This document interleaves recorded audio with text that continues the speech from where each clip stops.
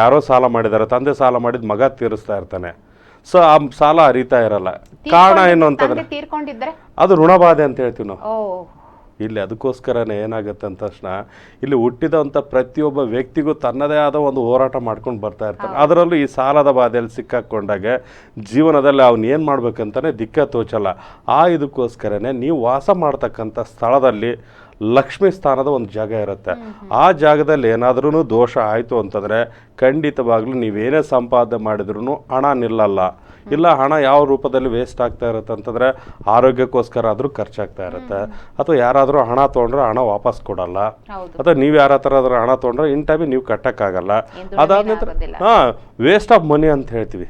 ಯಾವುದೇ ರೀತಿಯಿಂದನೂ ಉಳಿತಾಯ ಆಗಲ್ಲ, ಸಾಲನೂ ಅರಿಯಲ್ಲ, ಮುಂದೆ ಪ್ರಗತಿ ಕಾಣಲ್ಲ. ಈ ಥರದ್ದೆಲ್ಲ ಸಮಸ್ಯೆಗಳಾಗ್ತಾ ಇರುತ್ತೆ. ಈ ಸಮಸ್ಯೆಗಳಾದಾಗ ಮುಖ್ಯ ಅಂತಂದ್ರೆ ಇಲ್ಲಿ ಅವರ ಡೇಟ್ ಆಫ್ ಬರ್ತ್ ನೋಡಬೇಕಾಗುತ್ತೆ. ಡೇಟ್ ಆಫ್ ಬರ್ತ್ ನೋಡಿಕೊಂಡು ಸಂಖ್ಯಾಶಾಸ್ತ್ರ ಪ್ರಕಾರ ಏನಾದರೂ ದೋಷ ಇದೆಯಾ, ಅಥವಾ ಅವ್ರ ಜಾಗದಲ್ಲಿ ವಾಸ್ತು ಪ್ರಕಾರ ಏನು ಮಣ್ಣಲ್ಲಿ ಏನಾದ್ರೂ ಮಣ್ಣಿನ ಗುಣಧರ್ಮದಲ್ಲಿ ಏನಾದರೂ ವ್ಯತ್ಯಾಸ ಇದೆಯಾ, ಇವನ್ನೆಲ್ಲ ನೋಡ್ಕೊತ ಬಂದಾಗ ಏನಾಗುತ್ತೆ, ಅವನಲ್ಲಿ ಯಾವುದಾದ್ರೂ ಒಂದು ಸಮಸ್ಯೆಯಿಂದ ಬಳಲ್ತಾ ಇರ್ತಾನೆ. ಅದಕ್ಕೋಸ್ಕರ ಹೇಳ್ತಾ ಇರ್ತೀನಿ, ಗ್ರಹ ಬಲ, ಗೃಹಬಲ, ಸಂಖ್ಯಾಬಲ, ಹೆಸರು ಬಲ, ಇವು ಬಲಗಳ ಆಧಾರದ ಮೇಲೆ ಮನುಷ್ಯನ ಜೀವನ ರೂಪಿಸ್ಕೊಂಡಿರುತ್ತೆ. ನೋಡಿ, ಸಾಲ ಮಾಡಿದಾರ ಅಂತ ತಕ್ಷಣ ಕೆಲವೊಬ್ಬ ವ್ಯಕ್ತಿಗಳು ಏನು ಹೇಳ್ತಾ ಇರ್ತಾರೆ, ನಾವು ಹುಟ್ಟಿದಾಗ್ಲಿಂದ ಆ ಸಾಲ ತೀರ್ಸೋಕೆ ಆಗ್ತಾ ಇಲ್ಲ ಗುರುಗಳೇ ಅಂತ ಹೇಳ್ತಾ ಇರ್ತಾರೆ. ಅದು ಸಮಸ್ಯೆನ ಸಾಕಷ್ಟು ಜನಗಳಲ್ಲಿ ನಾನು ನೋಡ್ಕೊಂಡಿದ್ದೀನಿ. ಇದಕ್ಕೋಸ್ಕರನೇ ಪ್ರತಿಯೊಬ್ಬ ವೀಕ್ಷಕರಿಗೆ ಇಲ್ಲಿ ತಿಳಿಸೋದೇನು ಅಂತಂದರೆ, ಫಸ್ಟ್ ಒಂದು ಸಾರಿ ಏನಂತಾರೆ, ನೀವು ವಾಸ ಮಾಡ್ತಕ್ಕಂಥ ಜಾಗ, ಸ್ಥಳ ಯಾವ ಥರ ಇದೆ ಅದು ನೋಡಬೇಕಾಗತ್ತೆ. ಅದೇ ರೀತಿಯೇ ನೀವು ಏನಾದರೂ ವ್ಯವಹಾರ ಮಾಡ್ತಾ ಇದ್ದೀರ ಅಂತಂದರೆ ವ್ಯವಹಾರದ ಜಾಗನೂ ಸಹ ನೋಡಬೇಕಾಗತ್ತೆ.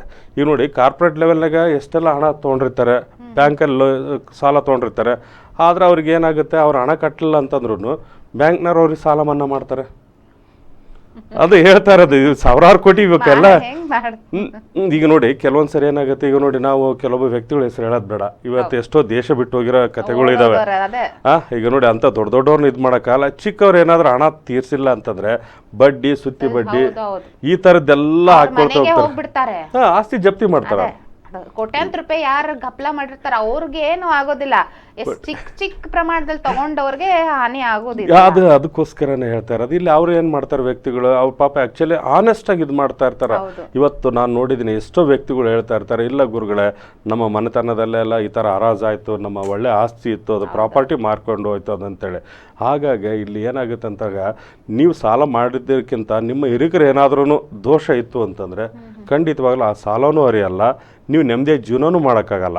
ಇಲ್ಲಿ ಯಾವುದೇ ವಿಚಾರಗಳು ಇಲ್ಲಿ ಮುಖ್ಯವಾಗಿ ಏನಂತಂದಾಗ ನಿಮ್ಮ ಪ್ರಗತಿಗೆ ಇಲ್ಲಿ ಏನಾಗುತ್ತೆ ಮೇಡಮ್, ಮುಖ್ಯವಾಗಿ ಏನಂತಂದ್ರೆ, ಈಗ ಎಷ್ಟೋ ಶ್ರಮ ಪಡ್ತಾ ಇರ್ತಾರೆ, ಎಲ್ಲ ಇದು ಮಾಡ್ತಾ ಇರ್ತಾರೆ, ಬಟ್ ಆ ಕುಟುಂಬ ಪ್ರಗತಿ ಕಾಣ್ತಾ ಇರಲ್ಲ. ಪ್ರಗತಿ ಅಂದ ತಕ್ಷಣ ಬರೀ ಹಣಕಾಸಿನ ವಿಚಾರದಲ್ಲಿ ಒಂದೇ ಅಂತಲ್ಲ, ಆರೋಗ್ಯ ದೃಷ್ಟಿಯಿಂದನಾಗಿರ್ಬೋದು, ಸಾಂಸಾರಿಕ ಜೀವನದಲ್ಲಿ ಆಗಿರ್ಬೋದು, ಅಥವಾ ಒಂದು ಸಮಾಜದಲ್ಲಿ ಒಂದು ಸ್ಥಾನಮಾನ ಪಡೀಲಿಕ್ಕೆ ಮುಖ್ಯ ಏನಂತಂದರೆ ನೀವು ವಾಸ ಮಾಡ್ತಕ್ಕಂಥ ಜಾಗ ಬಹಳ ಮುಖ್ಯ ಆಗುತ್ತೆ.